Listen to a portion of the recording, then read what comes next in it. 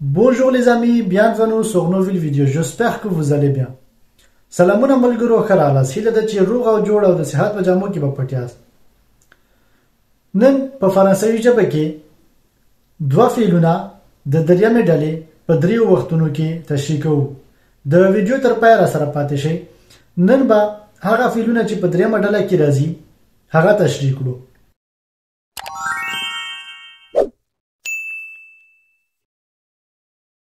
Les verbes se terminent par IR, OIR, RE, soif, aller. لکه څنګه چې موږ له دې وړاندې په ویډیو کې د لومړۍ ډلې او د دویمې ډلې فعلونه معلوم کړل او چې څنګه په کومه ډلو کې څنګه صرف کېدل، نو دا ځلې غواړو د درېیمې ډلې فعل معلوم کړو. نو د ویډیو تر پای را سره پاتې شئ، راځي چې تشریح کړو او زده کړو. هغه فعلونه چې په ای ار باندې او ای ار باندې په ار او باندې پای ته رسیږي او ورسره یو فعل چې د الف فعل دی په او ار باندې پای ته رسیږي چې د لومړۍ ډلې په څیر دی خو بیا په لومړۍ ډله کې نه راځي، په درېیمه ډله کې راځي. نو څنګه مې چې مخکې ویلي وو هغه فعلونه چې په ای ار باندې پای ته رسیږي ټول د دویمې ډلې فعلونه نه دي. نو دا چې اوس موږ په درېیمه ډله کې دا فعلونه څه ډول کارولی شو، راځي چې په ګډه یې زده کړو. هغه دوه فعلونه چې غواړم نن یې تشریح کړو avoir او être دي، چې دا دوه فعلونه ډیر ضرور هم دي او ټول ګډ وډ هم دي، هیڅ قاعده او قانون نه لري. نو راځي چې په درې وختونو کې هم وکاروو. لومړی به په تیر وخت کې وکاروو، له هغه وروسته په اوسني وخت کې، بیا به په راتلونکي وخت کې وکاروو. verbe avoir: j'ai eu, tu as eu, il ou elle a eu, nous avons eu, vous avez eu, ils ou elles ont eu. J'ai eu ma larolo, tu as eu ta larolo, il ou elle a eu haga larolo, nous avons eu mung de l'autre, vous avez eu taso de l'autre, ils ou elles ont eu hawi de l'autre. دا په تیر وخت کې د لرلو فعل او اوس به د لرلو فعل په اوسني وخت کې وکارو. j'ai, tu as, il ou elle a, nous avons, vous avez, ils ou elles ont. j'ai a زلرم، tu as تلري، il ou elle a هغه نارینه یا هغه ښځینه لري، nous avons موږ لرو، vous avez تاسو لرئ، ils ou elles ont هغوی لري. او اوس به په futur proche په راتلونکي نږدې وخت کې وکاروو.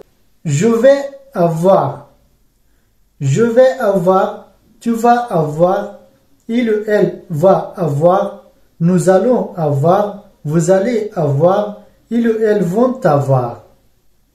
j'avais avoir زبا ولرم، tu vas avoir تبا ولري، il ou elle va avoir هغه به ولري، nous allons avoir مونږ به ولرو، vous allez avoir تاسو به ولرئ، ils ou elles vont avoir هغوی به یې ولري.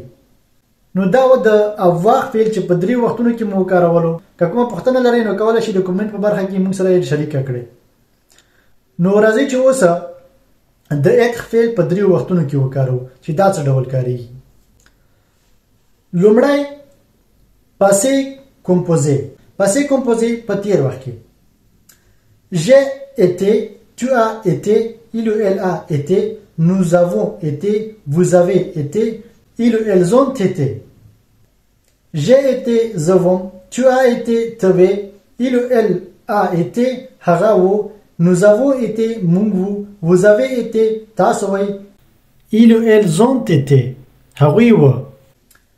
نو دا و په passé composé کې. اوس راځي چې په اوسني وخت کې یعنی په نن ورځ کې وکارو.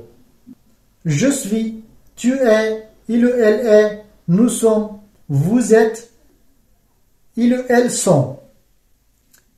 je suis زیم، tu es ته، il ou elle est هغه ده، nous sommes موږ یو، vous êtes تاسو یاست، ils ou elles sont هغوی دي. futur proche نږدې راتلونکی وخت. je vais être، tu vas être، il ou elle va être، nous allons être، vous allez être، ils ou elles vont être.